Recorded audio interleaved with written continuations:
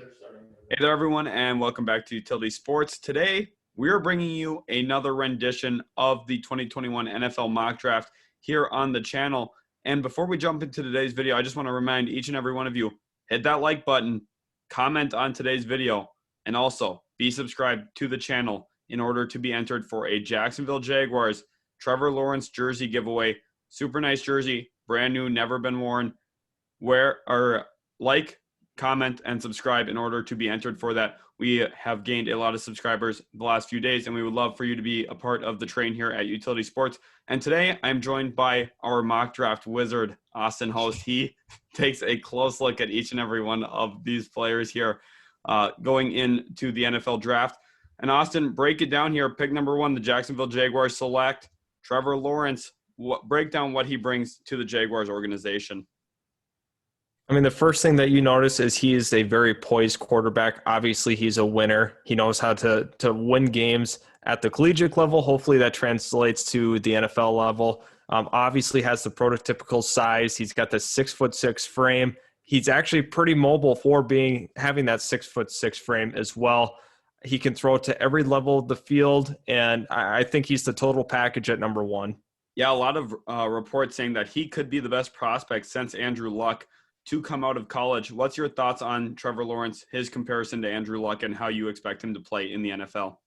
Yeah, I think that a lot of people did like Andrew Luck. I think mainly because, they had the mental part of the game, both very, very good frames as well. But I think Trevor Lawrence, there's a possibility that he is better than Andrew Luck as a pro as well. I think it's very possible that you could say that he's a better college prospect than Andrew Luck was as well. Right, that is a very shining comparison. As we move into pick 2 here, the New York Jets are on the clock, and we do not have them trading down here at this point. Instead, which way could the New York Jets be looking, Austin?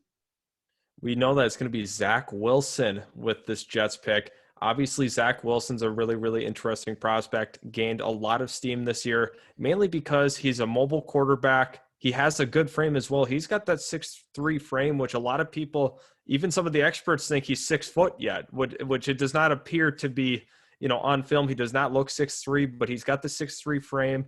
Obviously, he was a big reason why BYU was so good this year. Part of that was due to them not playing a ton of great competition. However, I think he's a very, very worthy number 2 pick. Offers a lot, and people liken him to Russell Wilson. I don't think he's going to reach those heights, but I think that's a fair comparison in terms of actual play style. Yeah, most definitely. He, I believe, completed over 70% of his balls this past year for BYU. Very accurate, both on the move and in the pocket, has good feet. What do you think about the New York Jets' future here after adding Corey Davis in free agency, also adding Zach Wilson possibly in the NFL draft? Yeah, they're definitely trending in the right direction. Now it's all about moving Sam Darnold because you want to get whatever asset you can for him. Now it's becoming more and more apparent that they for sure will not get a first rounder, and it's not a guarantee that they even get a second rounder. You could be looking end of second round, early third round value for Sam Darnold now. Right, his market seems to be drying up a little bit here. We are now moving into pick 3, and we have a trade up scenario here. The Carolina Panthers are moving up from pick 8 to pick 3 in a deal with the Miami Dolphins. And who are the Carolina Panthers moving up for here, Austin? Drippy Fields. Justin Fields from Ohio State is going to be the pick. And I think this pick could be impacted on his 40 time, because if he runs anywhere in that 4.3 range, this is almost a lock to happen, where Carolina's going to try moving up ahead of Atlanta, which we know they're looking at quarterback as well. Obviously, Matt Ryan is getting up there in age, and they are looking to address that quarterback position for the future. But Justin Fields would be the pick. Talking about Fields a little bit, a guy that has a very good frame, also 6'3", so very, very good class for frame. But what he does really, really well is it's his actual open field running. I mean, he's really, really good. Once he actually takes off and runs, he's a very, very good runner. Has a pretty good arm on top of it. He's a tough player. He's really, really tough. Obviously, we've seen him get really beat up against Clemson and played super well through those injuries. Hopefully, mentally upstairs, he's all good too. I believe that, he could be a true leader for this Carolina Panther franchise. Yeah, most definitely. And remember, with that 40 time, if he does run around that 4.4 mark, it almost cements him as a likely top 4 pick, probably top 3 pick here with Carolina moving up. Austin, with that situation with Teddy Bridgewater there, is Justin Fields the starter in week 1? Does he sit a little bit? What's the scenario there playing out for Carolina? It's going to take 5 games for him to enter. They're going to try pushing this whole Teddy Bridgewater can, play at a high level, and then they're going to realize that he sucks, which they probably already know that. But I think that Justin Fields week 5 will be the starter. Yeah, most definitely. That's kind of how that situation plays out usually with a QB. Remember, Tyrod Taylor was the Chargers guy until he wasn't. A punctured lung kind of moved that process along a little quicker, but Justin Herbert was going to take those reins sooner rather than later anyway. And this, like you mentioned, is a very strong quarterback class. We have had 3 go in the top 3. Pick 4, Atlanta Falcons. Are they staring down another quarterback here, Austin? They're looking at Trey Lance. That is going to be the pick out of NDSU. Obviously, we've seen him at his pro day. He was throwing very, very well. Obviously, Atlanta is looking for a quarterback, but looking at Lance as well, he has some mobility. That's kind of where this QB prototype is going. Guys that can move in the pocket, extend plays. Some of the best in the league are able to do that, like Josh Allen. Obviously, teams are starting to try to find who's that next Josh Allen, Justin Herbert, guys that can extend plays, have big arms, and are pretty much developmental pieces. And that is what Trey Lance is. I think he only has 19 total games as a starter in college football, which is also the same amount, ironically, as Mac Jones, but people act like Mac Jones is the seasoned veteran. So we'll get into that a little later. Trey Lance is the pick. Yeah, most definitely. There with Trey Lance now going 4th overall. This is a huge variation in our mock drafts. We have never had 4 QBs go in the first 4 picks. This would be history setting in the NFL draft as well. It'll be interesting to see if the premium on quarterback does play out this way. Moving into pick 5, we have the Cincinnati Bengals on the clock. And today in free agency, they added a left tackle. Riley Reiff has a lot of experience at that tackle position. Seems like they're moving into the future with tackles. Jonah Williams, Riley Reiff kind of maybe pulls them out of the Penei Sewell destination. Austin, you have them going with wide receiver Jamar Chase out of LSU. Break down this selection and what he could bring to Cincinnati. Yeah, Jamar Chase is the ultimate route runner. I think he's one of the best route runners to come out of college football, period. And I think a lot of people have forgotten how good he was with Joe Burrow, Justin Jefferson, and that offense. And we preface this a lot and talk about how Chase was the better receiver during that national championship run, even better than Justin Jefferson. Now, that's not a guarantee to say that he will be better than Jefferson in the league, but that's a good indication where this guy's talent level is. He's not an explosive athlete. I do acknowledge that. He's not a super explosive athlete, but neither was Anquan Boldin, who he also gets compared to. Anquan Boldin had a Hall of Fame worthy career. Jamar Chase is the pick. Great receiver. Yeah, elite feet, elite hands. I think he's going to be very good in the NFL as well. And I do not think the Cincinnati Bengals GM is going to forget how good he was 2 seasons ago for LSU. And I'm sure Joe Burrow is talking to him quite a bit about pairing up with his former college teammate. Pick 6, we got the Eagles on the clock. And now maybe we see the run on wide receivers. We had a run on QBs to start. Eagles definitely need a wide receiver. You have them going wide receiver Jalen Waddle out of Alabama. Break down this selection. Why is Jalen Waddle off the board before Devontae Smith?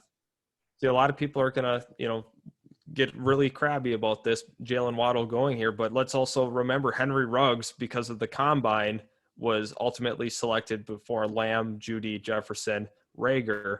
And Jalen Waddle, this is going to be the same case. He's an explosive, dynamic athlete, guy that's really great over the middle, really good yards after the catch. He's a physical runner.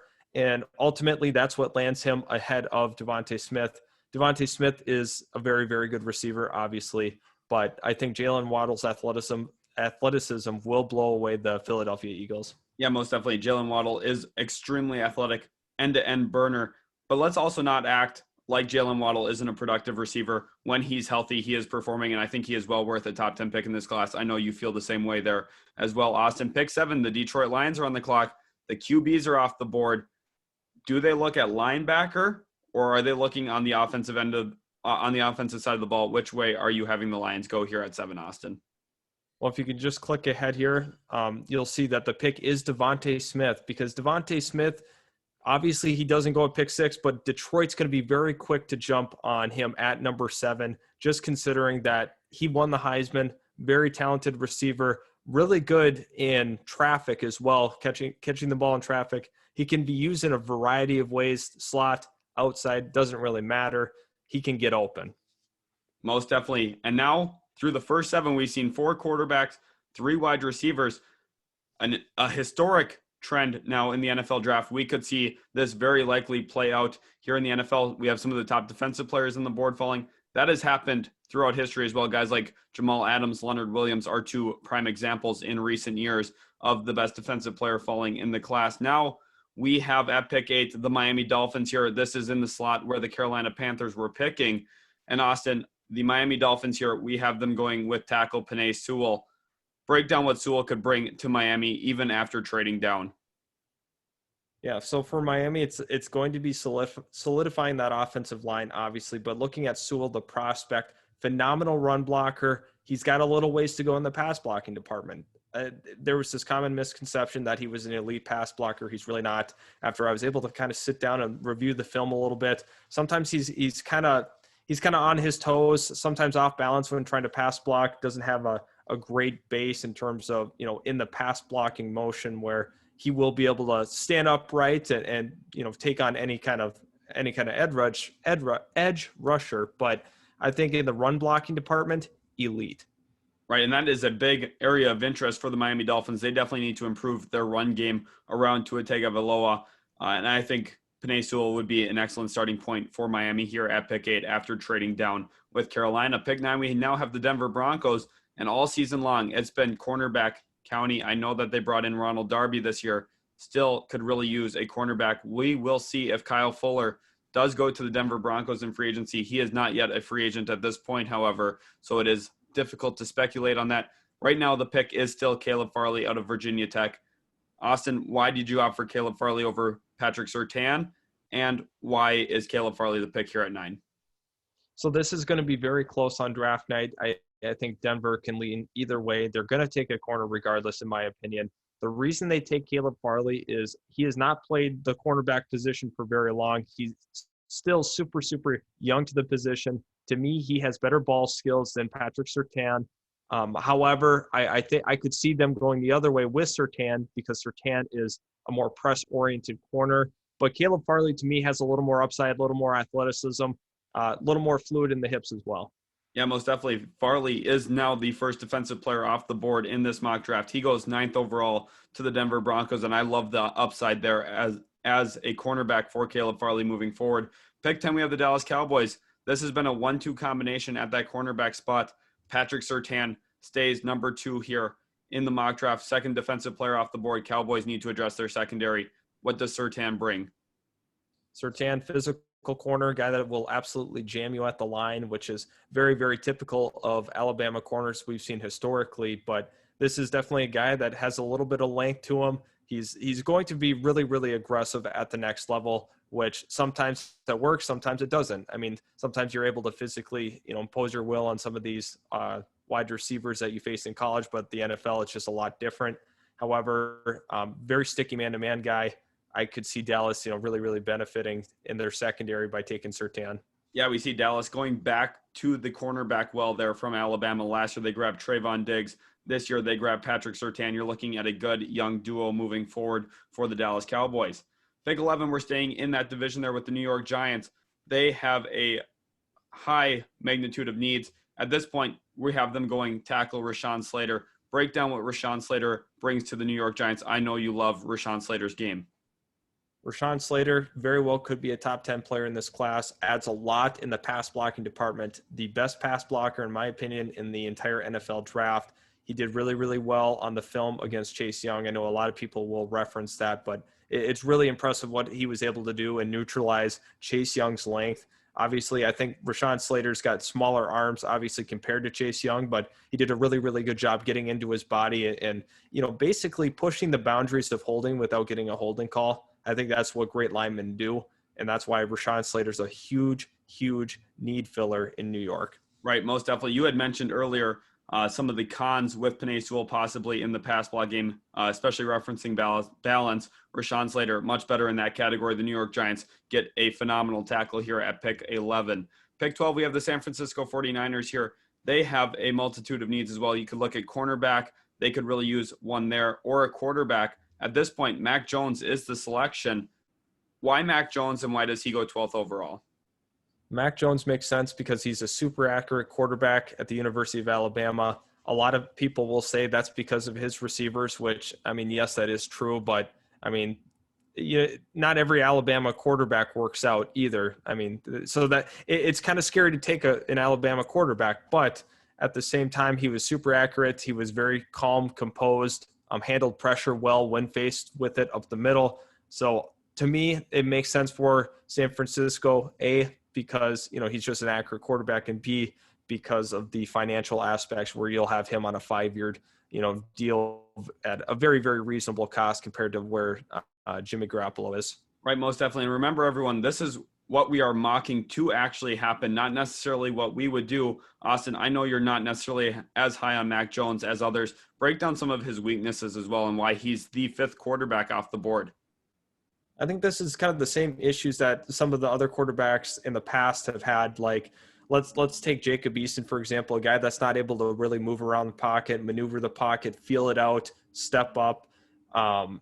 And just extending plays is very, very difficult for Mac Jones. He does not have the athleticism. He does not have the, different arm slots that he can throw out of. So that's kind of the issues I have with Mac Jones. Yeah, the top 4 quarterbacks that have already gone off the board in this point are very mobile, very athletic, can get out of the pocket, can make plays with their legs, throw the ball on the run. Mac Jones, less suited to do those things, but he still goes here, pick 12 to the San Francisco 49ers. Now we have the Los Angeles Chargers on the clock. They lost their star tight end, Hunter Henry, in free agency, and that is the direction we are going here, addressing that position. Kyle Pitts falls a little bit in this mock draft. We think he's a great player. What does Kyle Pitts bring to the NFL, Austin? Arguably a top 3 talent in the entire class is what he really brings to the table. If he wasn't a tight end, he would be a lot higher just because the tight end position is not as, highly regarded as, say, a wide receiver. But Kyle Pitts is a true, actual receiver. He's a guy that does really, really well in terms of positioning his body, that big, 6'5" frame, humongous catch radius. Wherever you throw it, he will be getting it. Does a really good job contorting his body when the ball's thrown behind him. He is able to catch in contested traffic. Obviously, he's got the frame to catch in contested traffic as well. Very sturdy body as well, and he's a freakish athlete is on top of that.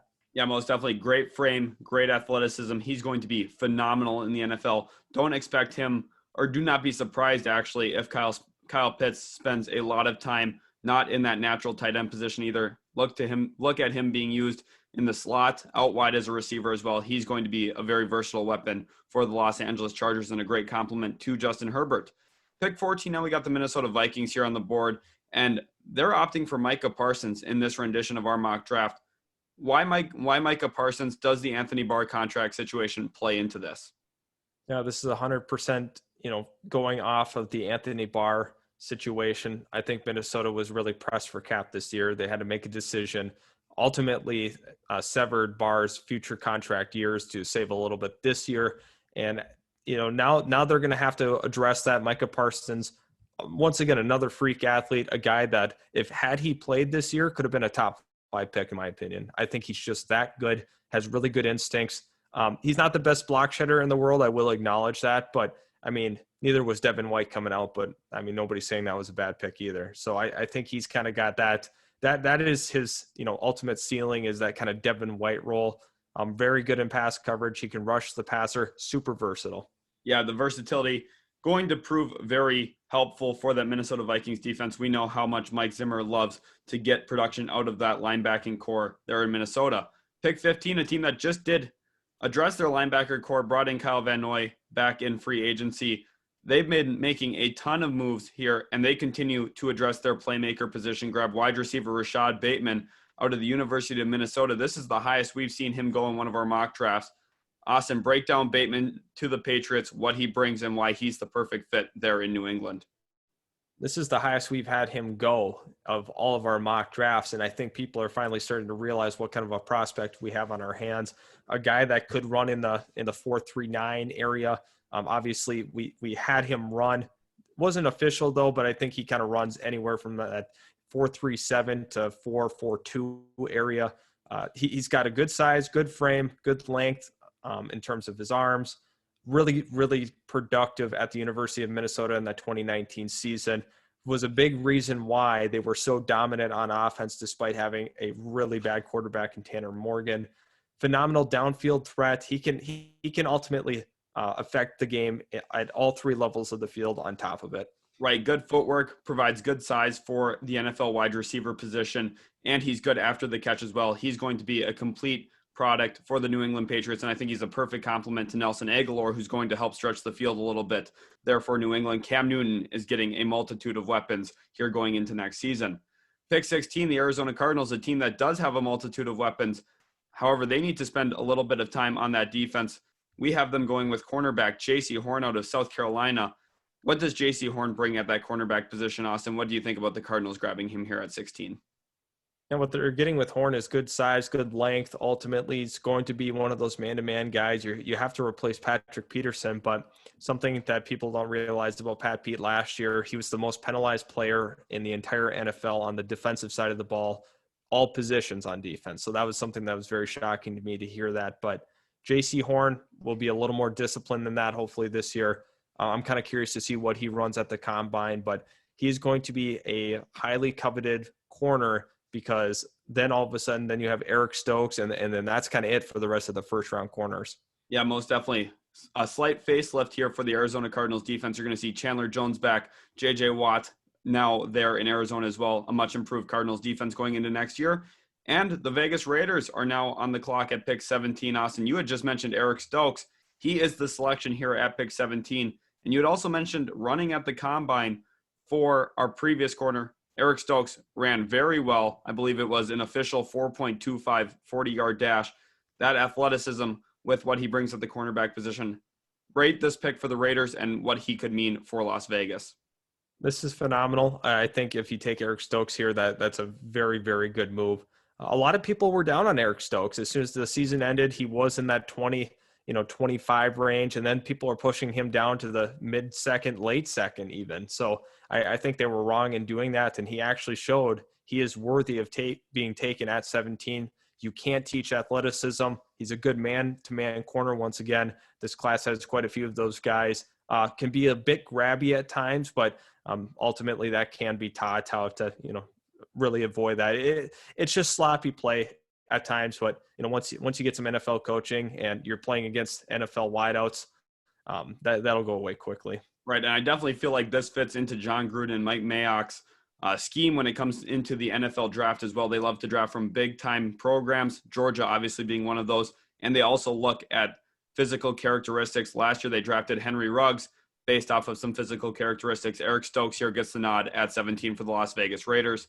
Pick 18 now, the Miami Dolphins are coming onto the clock. They could use a linebacker, and that's the way we are opting for them here at 18. Jeremiah Owusu-Koramoah out of Notre Dame.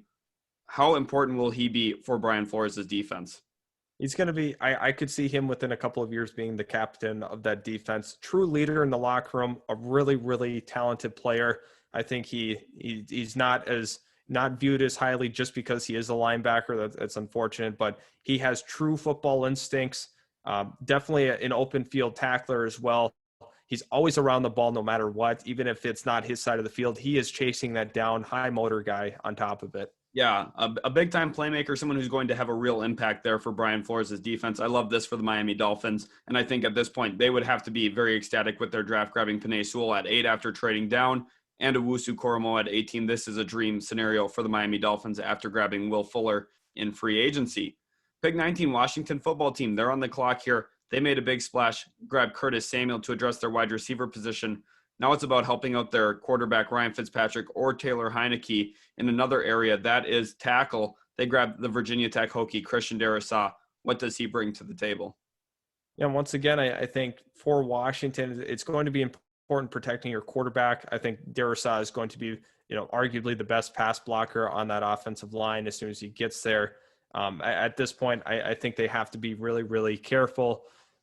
You don't want to get in the business of addressing everything but the offensive line. It was good they brought back Scherf. Now they come back and get Darrisaw. Love it at 19. Yeah, we're seeing a very balanced approach by this Washington football team. Came in, got a cornerback as well in Will Jackson in free agency. Ron Rivera is really building this thing up. I think Washington has a great trajectory moving forward, and Christian Darrisaw is only going to help that as well. Pick 20, we're probably staying along the offensive line here. The Chicago Bears got the franchise tag signed by Allen Robinson just today. Now they're looking along the offensive line. We have tackle/guard Elijah Vera Tucker from USC coming off the board. Break down his versatility and what he could mean for Chicago. Yeah, I know you are very high on Elijah Vera Tucker. Definitely the versatility, the ability to play guard and tackle is really, really key here. I think there's a lot of people that can play it, but not effectively. So I think getting that for Chicago and in a line that has a lot of injuries, it seems all the time. And quite frankly, their offensive line is just not good enough, period. They didn't do a ton in free agency to totally address that. So I think for Chicago, you got to get a versatile lineman that can pretty much play it all. I'm sure he could play center as well. Right. Not only did Vera Tucker play both guard and tackle at USC, but he thrived at both of those positions. And I think he'd be a phenomenal pick for the Chicago Bears, who really need to work on that offensive line. Pick 21, the Indianapolis Colts, they constantly address the offensive line. However, at this point, we might be opting for them to go in a different direction. We have wide receiver Kadarius Toney out of the University of Florida, the second Florida player here in the first round. Why Kadarius Toney to Indianapolis? It's hard to ignore the shiftiness and playmaking ability of Kadarius Toney. Definitely a guy that you can plug into an offense, and he's a stick of dynamite. He's absolutely phenomenal in the yards after catch department. Really, really shifty, a guy that can once again work over the middle. Very, very similar to Jalen Waddle in that respect. And I'm really happy that Indianapolis can get a dynamic player because they have not had this in a long time. A receiver that's super, super quick and able to, create a lot after the catch. Obviously, T.Y. Hilton was a very good player, but I think Kadarius Toney's athleticism and his overall tackle breaking ability and shiftiness is second to none. Yeah, just this week we got to see Carson Wentz in his new Colts threads. I'm sure he would be ecstatic to see Kadarius Toney's name called for the Indianapolis Colts at pick 21. Pick 22, we got the Titans here staying in that division, and they're opting for a tackle here, Samuel Cosmi. Usually we were looking at the edge position for them, Bud Dupree. However, landing in Tennessee has altered our mock draft here. Why Samuel Cosmi and why tackle for Tennessee? Yeah, Tennessee just needs to be, a little more sure of it up front. I think, obviously getting Samuel Cosmi, you're getting a tackle that will be able to help out in the run game with Derrick Henry. And for the Tennessee Titans, that is the strength of their team, is running the football, good power running. And I think Samuel Cosmi would be a very effective selection and them keeping up their strength of their team. Yeah, most definitely. The Titans in recent days have moved on from right tackle Dennis Kelly. Also, remember they traded Isaiah Wilson, former first-round pick, to the Miami Dolphins. Here they're coming back, finding their starting tackle of the future, Samuel Cosmi, out of the University of Texas. Pick 23, we've got my New York Jets here on the board, Austin. They went with Zach Wilson, pick 2 overall. Now we have them coming back, grabbing edge Jalen Phillips to complement Carl Lawson. What could he mean to Robert Saleh's defense?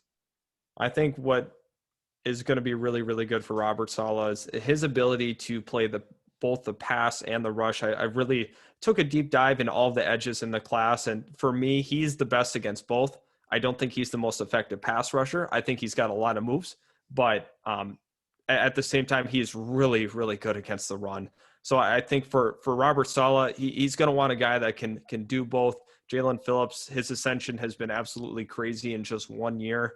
And I love this pick for the Jets. Yeah, I would definitely love this as well. You've got me kind of blushing over this pick with Jalen Phillips. His ability to play in the run game, I think, is really what stands out to me as well. And I think the Jets are much better off with the edges that they have if they do grab Jalen Phillips here at pick 23. Pick 24, we got the Steelers on the clock now. They were able to keep Juju Smith-Schuster on a 1-year, $8 million deal. Kind of surprising how low his annual average value is on that deal. Now they're addressing another playmaker spot. Running back Najee Harris out of Alabama is the pick here at 24. Why is Najee Harris the first running back off the board? And do you think he is worth a first-round pick? I think he's definitely worth a first-round pick. Reasoning is he's definitely going to change the complexion of the Steelers' offense. Last year, they just couldn't run the ball. They were so reliant on the pass. It was very tough to watch for them. But getting Najee Harris, you're getting a very, very dominant downhill back. Also, he's more elusive than people give him credit for, but he's an absolute bruiser on top of it. All around, very, very effective back as well. I think playing in Pittsburgh, I mean, he's going to have to work on his hands as a whole. I think they're going to want him to, do a lot of that as well, catching screens, kind of similar to how they use Le'Veon.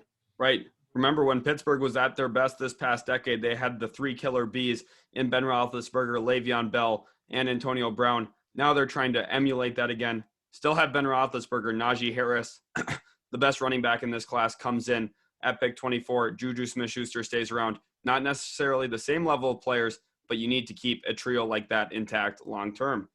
Pick 25, we've got the Jacksonville Jaguars on the clock now, and they're going with a drippy-looking safety here, Trayvon Merrick out of TCU. Safety is a key need for them, even though they brought in Rayshawn Jenkins. Austin, talk about the safety position for the Jaguars, what we've seen from them the last couple of years, and what Trayvon Merrick's going to bring as an improvement. Trayvon Merrick is a very, very good tackler, probably the best tackling safety in the entire class. But I mean, he's very good in coverage as well, but I think his true strength comes in the run game. Definitely a guy that you can play in the box, and, open field, I feel very confident in him making a tackle.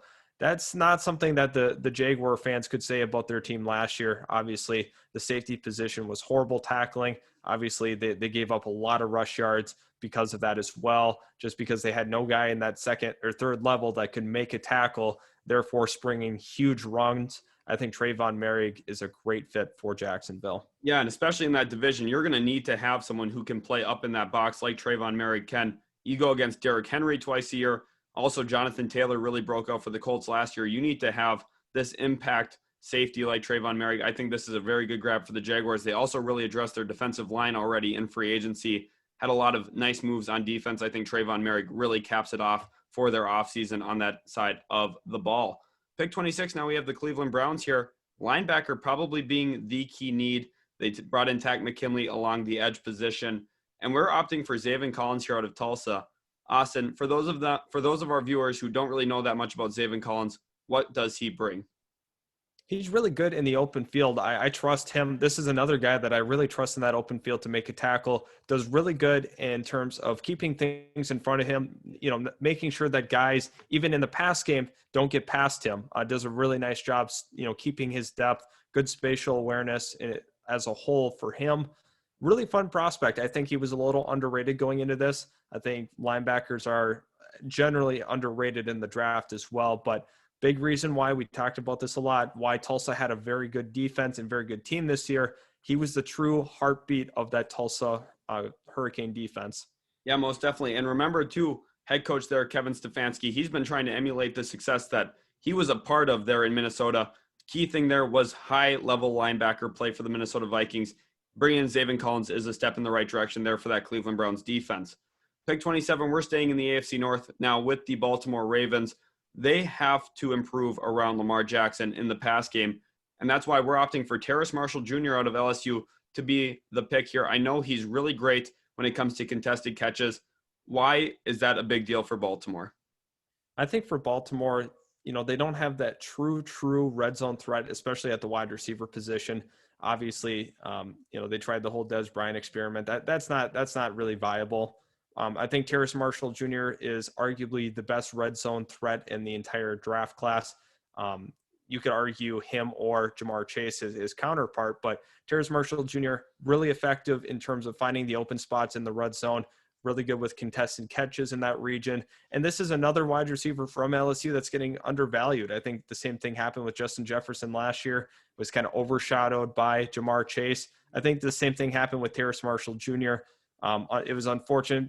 LSU was horrible this year. They played with three quarterbacks during the entire season. So things did not go well, but I think that shouldn't really detract from his value. Yeah, Baltimore definitely looking along the wide receiver position. They were in the running for Juju Smith-Schuster before coming just a little bit short.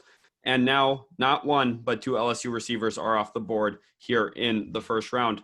Staying in Baton Rouge, we've got the New Orleans Saints now on the clock, and they go with linebacker Nick Bolton out of Missouri. Austin, break down Nick Bolton. What would he bring alongside Demario Davis?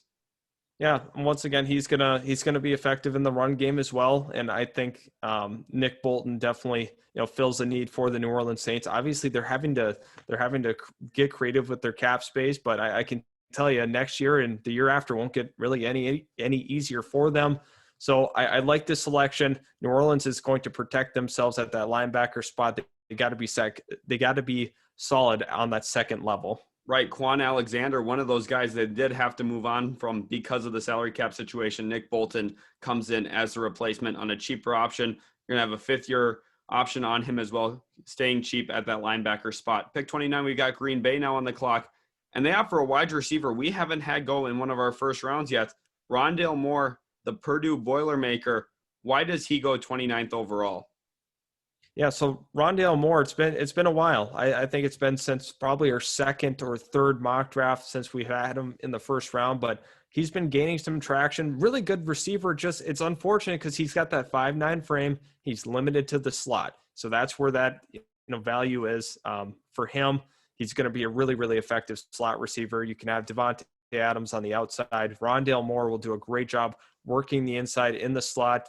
Very good route tree as well. So I think that makes a lot of sense for Green Bay to go ahead and take that slot wide out, even though that's not generally, super valuable for all teams. I think Green Bay, it makes a ton of sense. Right. Green Bay has the luxury of having an elite wide receiver in Devontae Adams. Now you're finding a partner for him in crime. Rondale Moore makes a lot of sense there from pick 29. Now moving into 30, we've got the Buffalo Bills. They're also opting for a playmaker who fits pretty well into Brian Dable's offense. That's running back Travis Etienne. Really good in the pass game. Is that right, Austin? Very good in the pass game. You can definitely trust him in that. Very good with screens, just running outs. There's so much that he can offer in the pass game, and he's a pretty good athlete overall as well. He's a pretty shifty running back. He's lost a little bit of traction. A lot of people thought he might be a top 20 pick before the year had started. Had some weird inconsistencies to me after watching him, but overall, I still think he's an effective running back. There is one analyst, I'm not going to name names, but thought he is going to be the next Jamal Charles, which I thought that was very, very bold of him to say. So I guess we'll see if he's right, but that's kind of the praise he's getting in the NFL community. Right, yeah, it's kind of hard to gauge where he might possibly land. It takes one team to really love him for him to stay up in that top 30. Here we see the Bills grabbing him, but also would not be surprised if he does end up being a second-round pick, probably early on in day 2. Pick 31 now, we got the Kansas City Chiefs here on the clock, and they're going to look at that tackle position. They're going with Dylan Radins here out of NDSU, the second NDSU player off the board. And why are the Chiefs looking at that tackle position? Well, obviously, they addressed that guard spot with Kyle Long, Joe Thuney, and they ended up cutting their tackle. So you have to come back and protect Patrick Mahomes. They felt confident enough in Mike Remmers to go ahead and re-sign him. I was kind of shocked on that one, but you got to get a guy that could ultimately be your franchise left tackle. Radins has that upside. He's going to be an effective pass blocker for them, which is really important, obviously, in that pass-heavy offense of Kansas City. Yes, most definitely. Kansas City grabbing a tackle. You have to protect your $500 million investment in Patrick Mahomes. Radins, a great pick to do so. And now the final pick of the first round. Before we give this pick, I just want to remind each and every one of you, hit that like button, comment on today's video, and hit that subscribe button if you are new to Utility Sports. We love all the support we've gotten from you guys recently. We have the best viewers on the planet. We really, really do appreciate what you guys bring in terms of football talk on the channel. And here we have defensive lineman Christian Barmore. He's probably going to play along that D tackle spot. Why is he the pick here in Tampa Bay? For Tampa Bay, it just makes a lot of sense considering they're going to lose Ndamukong Suh if they don't decide to bring him back. Christian Barmore, he's going to bring a fierce presence in the run game. I think that's his biggest strength. The first 2 downs, he's going to be a super effective player. He will be able to be a 3-down defensive tackle. However, I don't think he's going to have that, obviously 10-sack season in him. I think you can kind of see him anywhere from 5 to 7 a year, possibly from that D tackle spot, which is not horrible for a defensive tackle. However, his value comes on the first 2 downs. Yeah, he definitely eats and sheds blocks. Him next to Vita Vea. Not a lot of teams are going to be able to run against that up the middle. The Tampa Bay Buccaneers going to continue to be strong along the trenches. That's what they're known for. Tom Brady took a pay cut. They were able to keep the band together. Christian Barmore comes in, and you're looking at probably a better Tampa Bay Buccaneers team even next season. They'll have the chemistry. They add a great talent here in Barmore. That'll conclude today's video. I hope you guys really did enjoy watching our 2021 NFL mock draft here, make sure you're subscribed. We do one of these every single week. We also do a second round mock draft in addition and a whole bunch of team mock drafts. So this is the best place for you guys to be subscribed to stay up to date on all NFL news and all NFL draft content moving forward. Thank you guys so much for watching, and we'll catch you in the next video.